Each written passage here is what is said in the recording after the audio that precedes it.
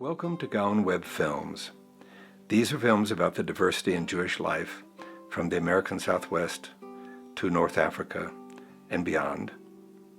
Enjoy them. I am a Jew, born in Poland. If tomorrow the Mashiach arrived and suddenly you could solve the Israeli-Palestinian issue, what the Conversus Utakas Kosher Gourmet experience is.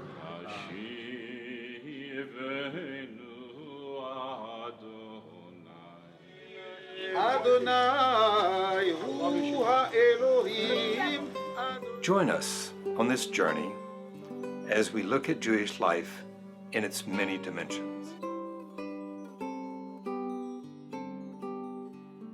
Rather straightforward propositions that I think should guide the study of identity, and in particular the study of Jewish identity and converso identity, or perhaps I should say identities.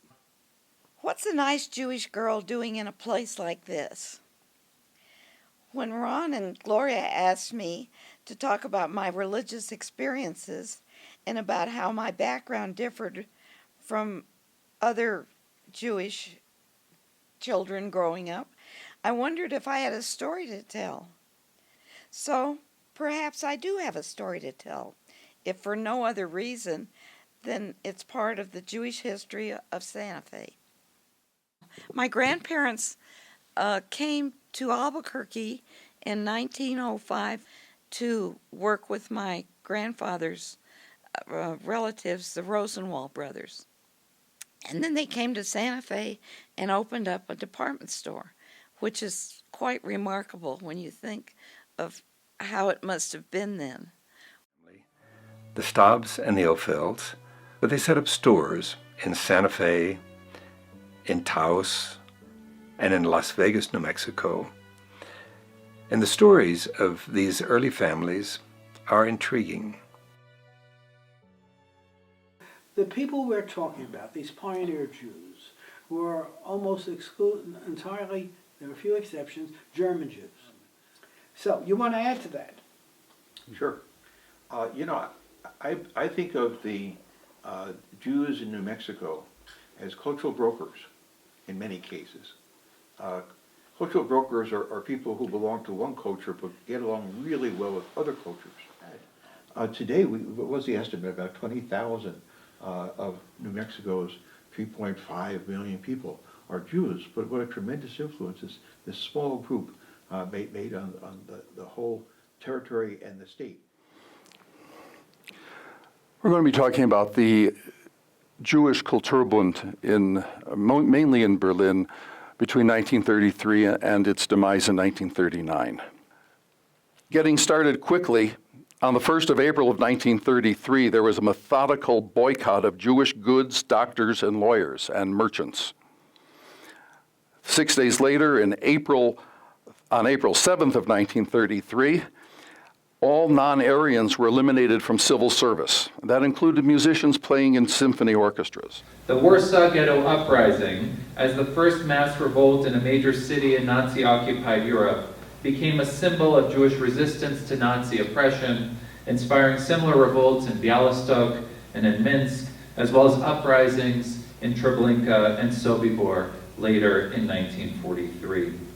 The Jewish fighters in Warsaw, under-equipped and overmatched, with few weapons and almost no military training, isolated and surrounded by an indifferent and often hostile population, malnourished and diseased, managed to hold off the German forces for as long as the entire Polish army had in the invasion of Poland at the beginning of the war. But it was not enough.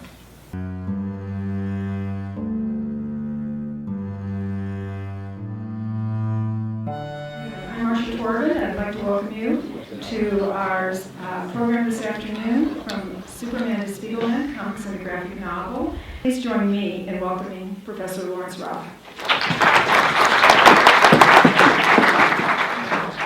My origin story is how I came to study and write about comic books. My dad owned a Jewish bookstore. That's it right there. It was in Los Angeles, J. Roth bookseller of fine and scholarly Judaica. And this was at the grand opening in 1979 when he moved from La Cienega to Pico Boulevard. And he carried Torah Umasora's Olamenu, which was a magazine for young Orthodox readers that regularly featured short comic strips about famous rabbis on the back cover. But Marvel and DC Comics, dreck. So I paid almost no attention to comics until Art Spiegelman's Mouse 1 appeared as a book in 1986. Like everyone else, I was both surprised and intrigued. What was this? What did it mean? A Holocaust story drawn with mice and cats and pigs? Who was this guy? Yeah, the date I can already see is 1933. Also, that's, in Baghdad, often these were donated in memory of women, so that's very nice. That the one that you have also is for this woman, Sarah, that she passed away. And it's all by Jewish craftsmen in Baghdad, we know very well. I mean, also the silver, because the silver market in Baghdad in this period was mostly Jewish silversmiths. And the dedication here, and this is again magic. It's against evil eye. This red. It's coral, glass, I yes. think, but it's meant to be coral. Yeah. It's also to protect. That And I didn't the realize. rimonim are typical Baghdadi rimonim as well. They're very small, and how to tell the difference between European to Islamic rimonim. There are no bells in lands of Islam. In Europe, they have actual bells. It's made of pieces of metal, and it still makes noise. The noise is also magic to expel evil spirits. Right. And also when people hear it, they get up, because when the Torah is moving, this makes noise and you have to stand to honor the Torah. Good afternoon, and welcome to the New Mexico History Museum and the exhibit, Fractured Faiths, Spanish Judaism, the Inquisition, and New World Identities. The interior of the exhibition is modeled on the Ibn Shushan Synagogue in Toledo, Spain, the oldest standing synagogue in Europe. When a person was arrested by the Inquisition, they were called before a judge, and they were dressed in a special Inquisition garb with a cape and a pointed hat. Their sentencing was done in large public gatherings like this one. We see the 6 people who are being sentenced for Judaizing or other crimes. And many people, discovering this heritage of their families, have decided to return to Judaism.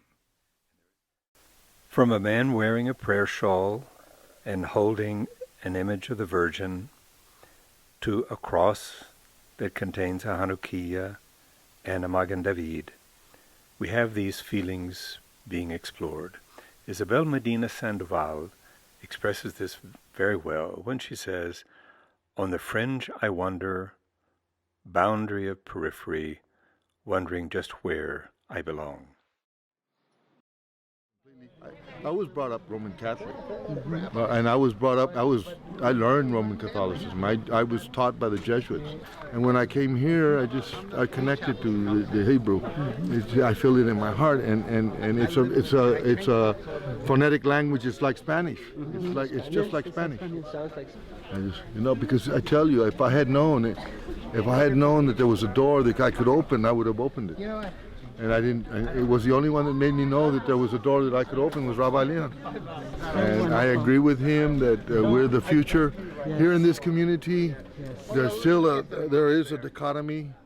I think that there's a lot of people that are hesitant about us, but they're learning to accept us. Es mío. It's ready.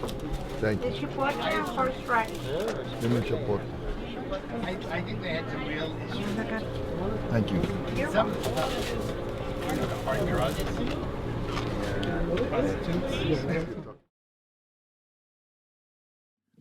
We have seen a transition from this kind of skepticism to a general acceptance of the historical plausibility supporting the claims of New Mexico Hispanos of a Jewish heritage.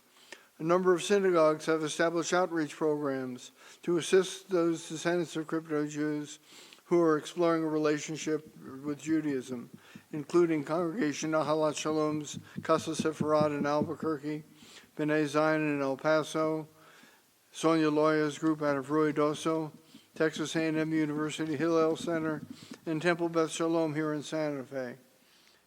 How do we define what is Jewish? Through words. How do we define how we build our Jewish identity in this space of cultures of contact, in this relationship of diaspora, of being surrounded, of having multiple, as we say in French, les multiples appartenances. We belong to many different places, many different people.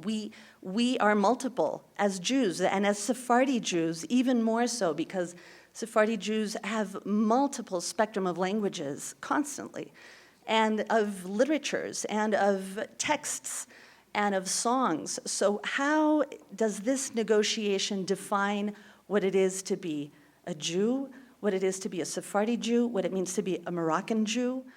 Jews have lived in Morocco for 2,000 years, and the largest community today is in Casablanca, a predominantly Muslim city, towered over by the Hassan II Mosque, one of the largest in the world. But along the streets of the city, we find synagogues, schools, clubs, kosher butchers and bakers, and an active, dynamic Jewish life.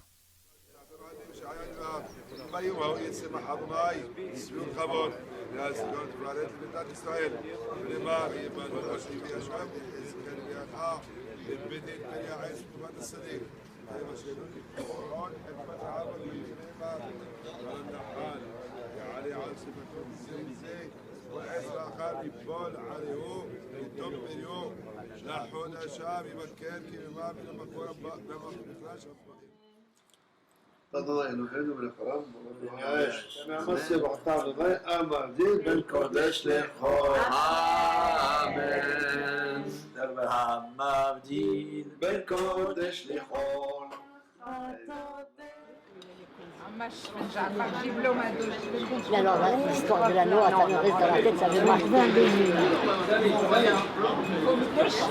On est mieux ici,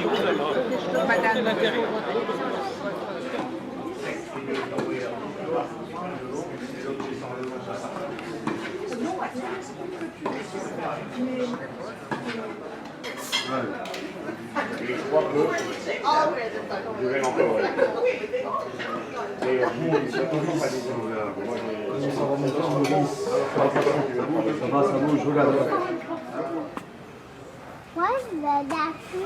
Ah non, c'est nous les clients. Moi, je suis d'appui. Moi, toi, tu as nous parlé quelque chose. Les mains, tout le monde, vous allez faire comme moi. Est-ce que vous êtes prêts?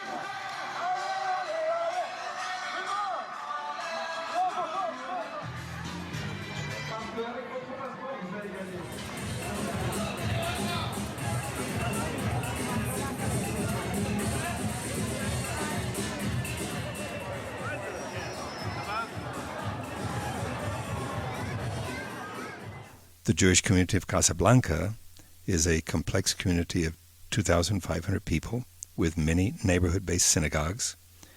Its religious, social, and cultural traditions and its vibrant life, focused around the family and the community, are deeply rooted in Morocco and the culture of the country. The Jews of Casablanca have created a special niche for themselves in this fabled city. حزم قضية ثقة تكون معانا احنا وإسرائيل اخوانا ودولادنا يكيتو زي جميع البلدان قصدين وفرح مصرفهم ربي أمره.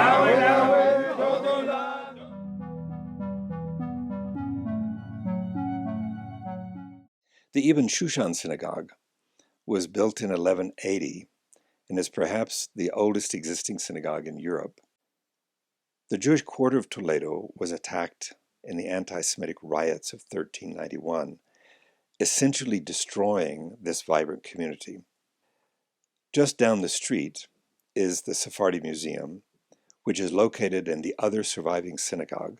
Samuel Halevi Abulafia, the treasurer of the king, built this synagogue in 1357, known today as El Tránsito. The mystique of Sepharad has never quite faded, and today shopkeepers and the tourism industry have parlayed it into a highly successful business sector. The streets that were the commercial center of the Jewish quarter now are lined by souvenir shops. The Jews are gone, but the glimmer of that history burns on, even though dimly understood through the smoke and mirrors of 500 years of opposing and often hostile historical narratives between Jews and Catholics. On October 1st, 2015, the Spanish government promulgated a law which enables Sephardic Jews to obtain Spanish citizenship, where we help people obtain a Sephardic heritage certificate. In the far north of Israel, you can actually get more water annually than what falls on the city of London in the United Kingdom. More than 700 millimeters of rainfall per year. But what you can see is very rapidly as we move from the northern part of the country all the way down to the south, and by the time you get down to the Negev region, you're going from around 100 millimeters of rainfall per year to less than 50, of how Israel has moved, in a sense, from being in a situation of where water scarcity was a crisis, to where water scarcity still exists, of course, but it's no longer a crisis. We move from crisis to management.